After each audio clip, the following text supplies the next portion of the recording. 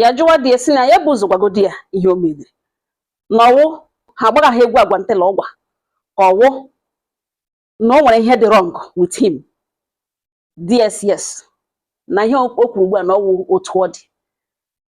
DS ya ka ya kọwazie akị oyibo nzube na enwe onye mere ibe ya na ọwụghị ya nwa mere onwe na ọhịa dagidere mmadụ n'ihi ya agaghị alụ nwaanyị lụọra ụmụ nwoke ndị ọzọ nwaanyị.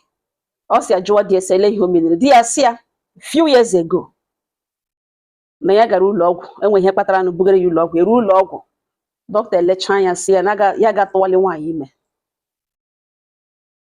Ihe ahụ ewute ya gaa another hospital the same thing. After 4 months ya gahụle hụkwa another hospital the same thing.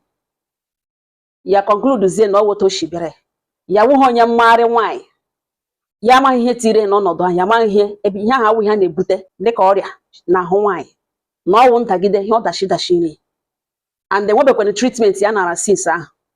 So ya na plan ịgwa ya otu ugbo ha lụchara na ya si emechaa ka ya gwa ya ka ya na ya abụọ ga mee nwa adopt. Nwaanyị mba nọ nza ọsọ ọnụma eshi n'elu shi na latakara jụ ya ishi ya jụwa DS na ya amaghị otu feel about this thing ọkọga